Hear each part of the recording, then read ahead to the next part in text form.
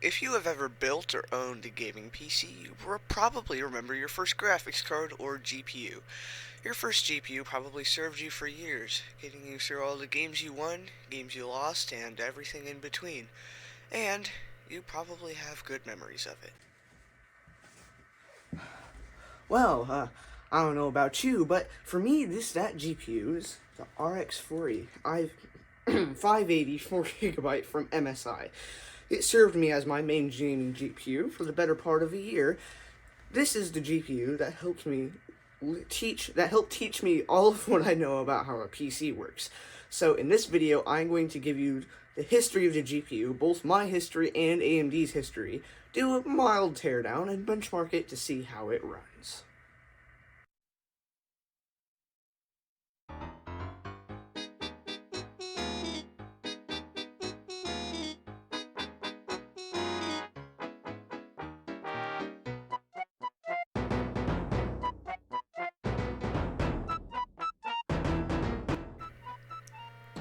Alright, picture this.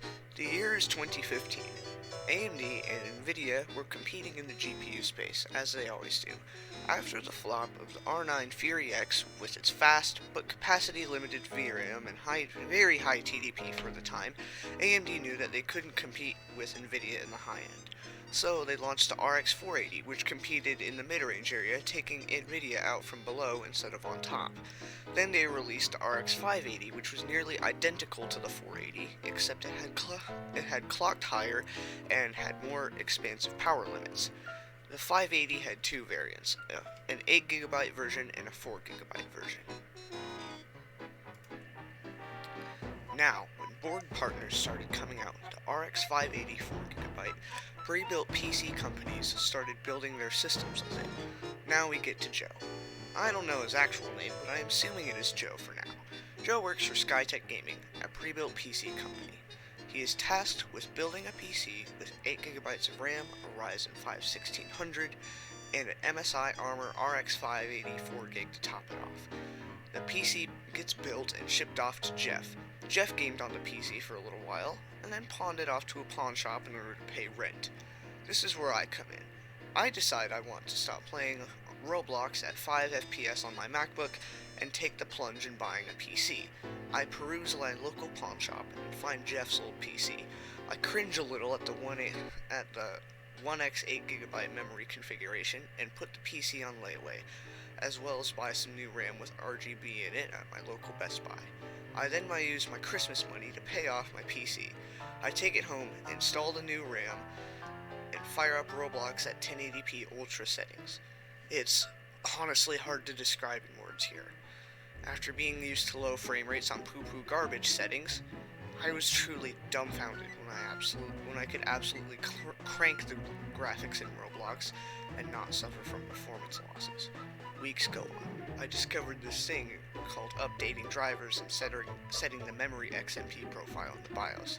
A few more weeks and I overclock my GPU for the first time. A few more months and I get a new motherboard and CPU cooler for my birthday. Fast forward 6 months and I get a shiny new RX 6700 XT, a used Ryzen 7 1700, and a fancy NVMe SSD for my boot disk.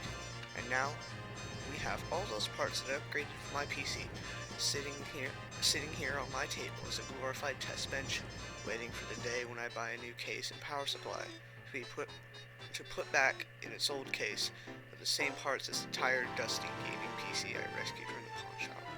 And now, I am making a video reviewing a GPU.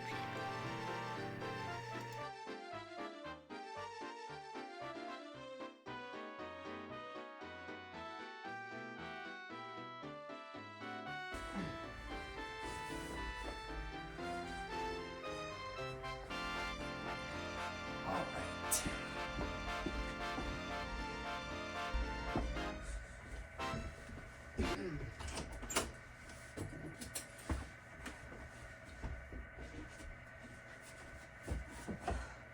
Might need a screwdriver set for this next part, yeah? Yeah.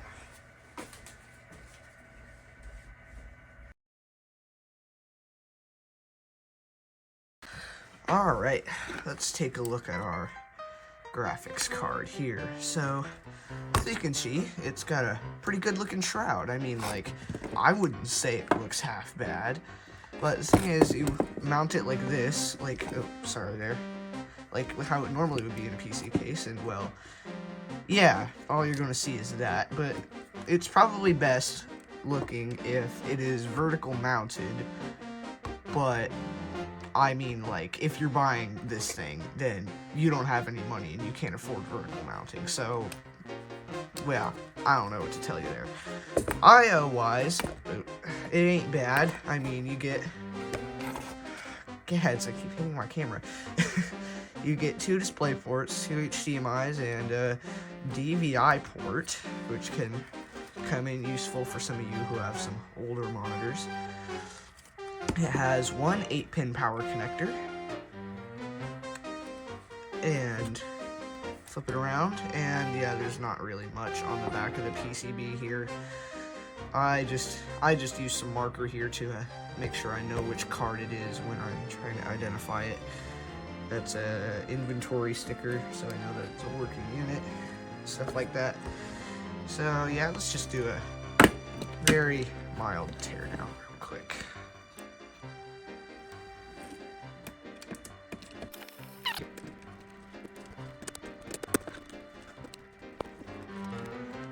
Alright, that about does it for the screws. If I could get this one out. Come on, there we go. So let's just take off the shroud and... yeah, that's not a lot of heatsink for a lot of card there. Especially considering the fact that this thing can drop to like 150 watts. Yeah, this is definitely not a good amount of heatsink for a graphics card of this nature. There's the shroud, looks like, right there. These fans are really good. They spin real fast, they push a lot of air. Problem is, they can be a little bit loud, especially with this tiny little heatsink here. This card probably is not going to be the quietest thing in the world because just of how wimpy the heatsink is. But yeah, so I'll just put this thing back together real quick and cut to the next part of this section. In all fairness, I mean, this thing's a pretty good little card. It looks great. Definitely, probably might look a little bit more than it lets on, especially considering its length in terms of things. But, I mean, my only major complaint about it is that the cooler is not good enough for the card that it's trying to keep up with. But all in all, it's a great little card. Yeah, on a scale of 1 to 10, honestly, I'd probably, in terms of looks and appeal and everything like that, because it's mostly just a PCB, in terms of looks, I would probably give it like a 5 or a 6. So, yeah, on to the next part.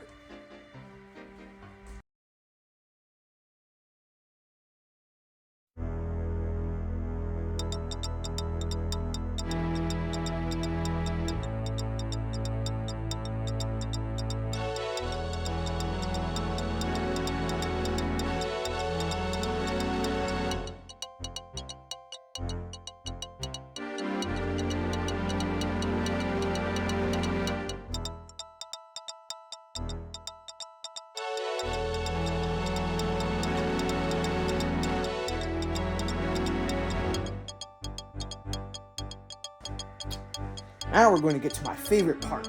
We're going to benchmark this guy. I already have all the software that we need pre-installed on this computer. So yeah, let's go ahead and run it. I'm excited. I don't know about you.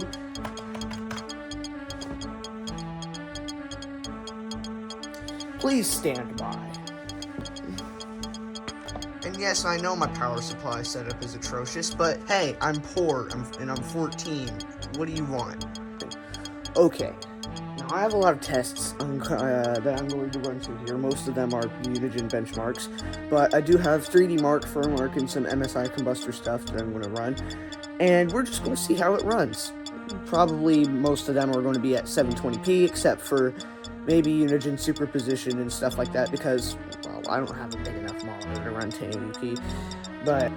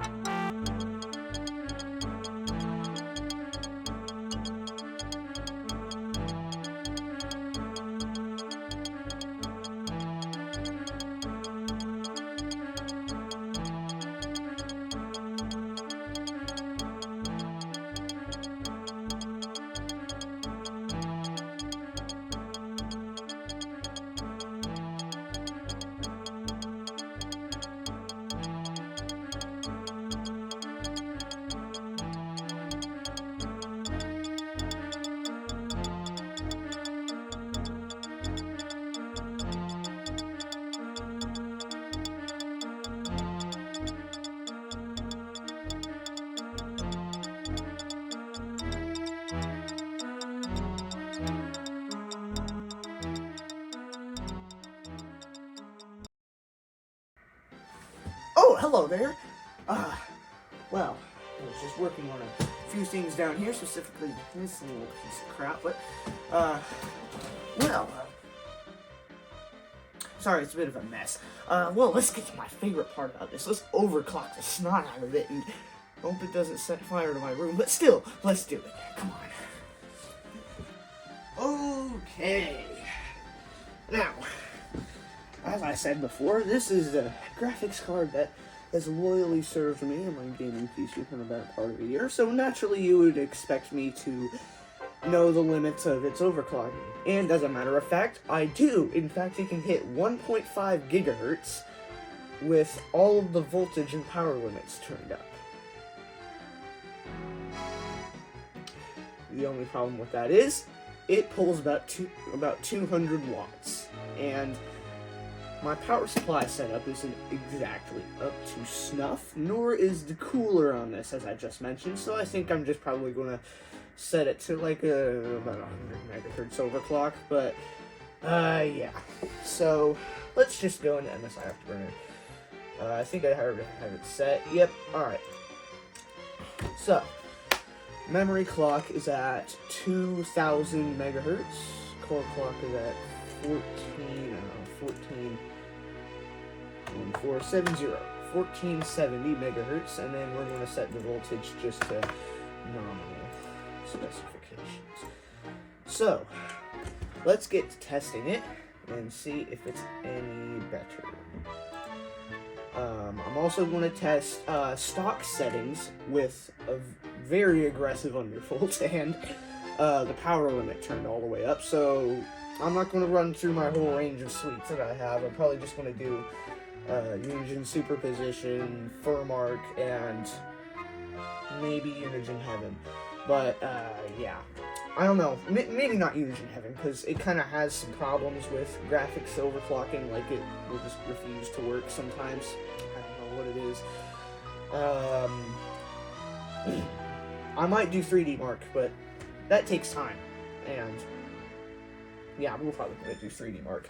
Because, well, I want this to be a good video after all, and I was going to say, like, oh, I'm not going to do it because I'm lazy or whatever, but This is not a lazy video. I'm going to make it a good video. Alright, I'm just ranting now. Come on, let's go do this stuff. Okay. Just had to get my notebook real quick so I can record performance metrics.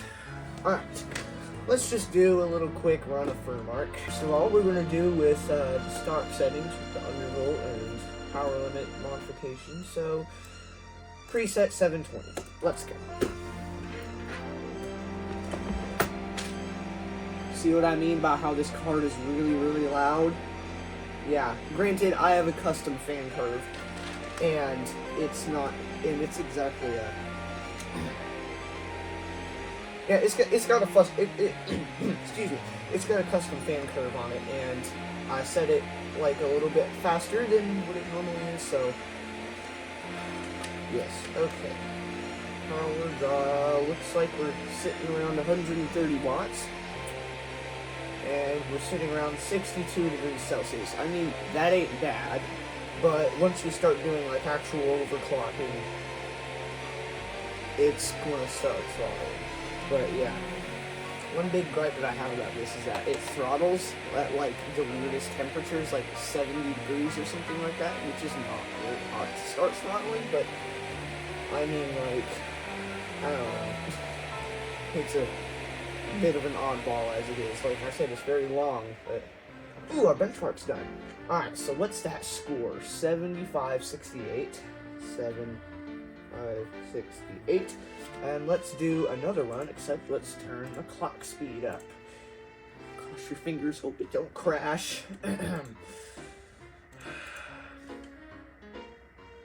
Ah! It crashed. Okay.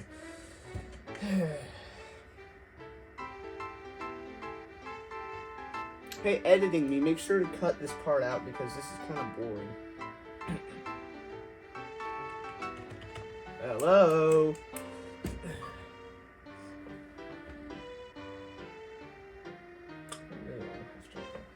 Oh. Did it fix itself? Yes. Okay. Alright, let's turn up the core voltage a little bit. How about plus 25? And let's try that again, shall we? Ah, that's working a bit better, and as you can see, we are pulling 165 watts. Our temperature is rapidly climbing, 66 Celsius, 68 Celsius. I do have thermal grizzlies crying out extreme thermal paste between the GPU and the heatsink, so it does have that added benefit. It is going to start throttling soon, I guarantee you. 75 Celsius, 76, pulling 175 watts here, and it's throttling. Okay. Well, at least it got about like half of the benchmark done. I mean, and I tried to like solve this thermal throttling problem like at a really stupid low temperature a lot. I even tried like remaking the VGA BIOS, which is not something I would recommend doing, but yeah. So it is definitely rather low. And we got an improvement of not a lot. 7604. Let's do some quick math. How much is that in an improvement? Calculator. 7604 minus 7568. 36 points. It is faster. It managed to render 36 more frames in the stock clock speeds.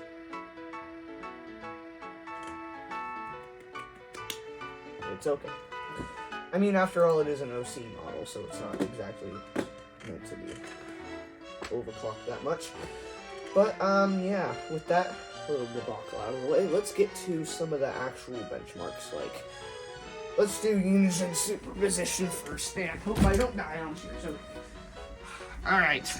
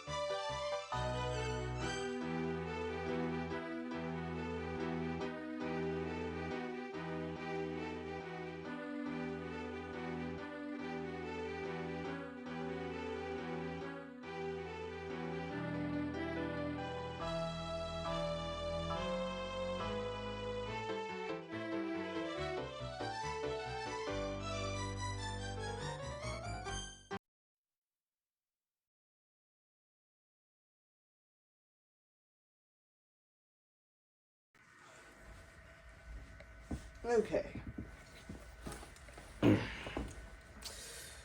Well, we're getting close to the end of the video here. Glad you made it this far, at least. Well, I shall tell you my tale of how I gamed on this for a year. Now, I got this, as I said, I got this in a pre-built PC that I got from Pawn Shop. Yeah, I actually thought this was like a GTX 1660 Ti or something like that. Boy, was I wrong. But, yeah. I ran this thing, overclocked for a year. And it gave me no problems. It powered through everything I threw at it. I did play a lot of Nico's and Xbox on this. In fact, I beat Roblox's Doors for the first time with this card. And I think I also beat BioShock on it too, as well as Journey. So yeah, I've had a great time with this. It has truly been an amazing graphics card. One thing that's not so amazing about it is that it's really starting to show its age.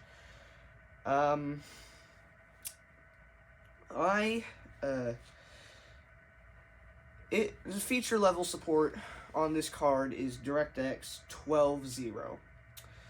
Now, some new games are being released that only support DirectX 12.1, and because this one supports 12.0 only, it can't run those games. And honestly, I feel sad for this because this is a great little card. And I don't think it deserves to die just yet.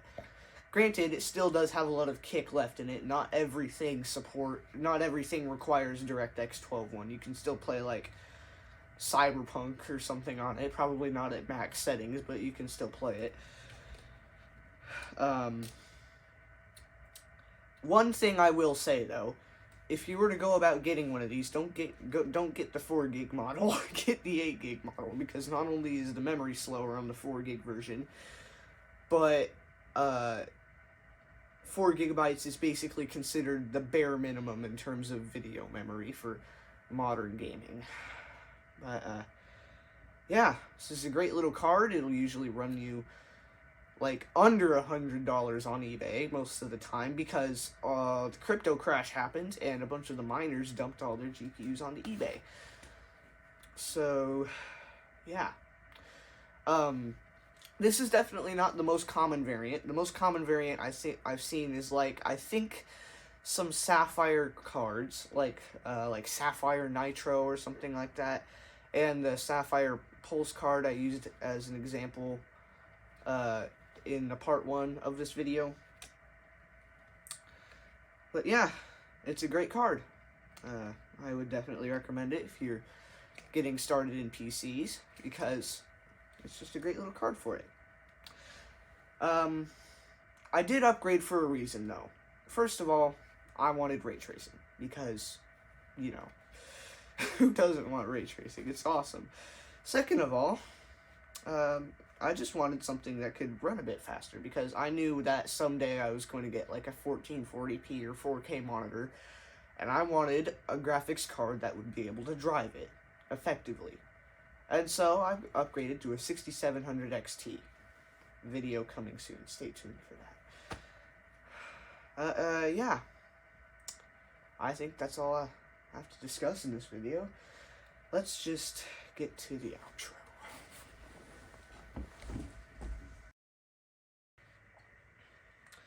Well, congratulations, you made it to the end. That's just about all I have for you today. For the first part, I used a couple of websites as sources for some of my information. I will have that linked down in the description.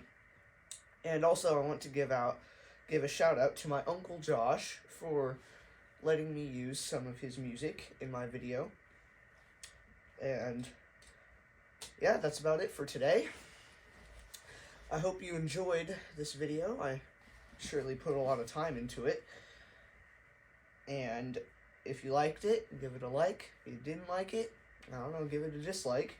If you're new around here and you like some of my other videos, make sure to subscribe. And yeah, thanks for watching.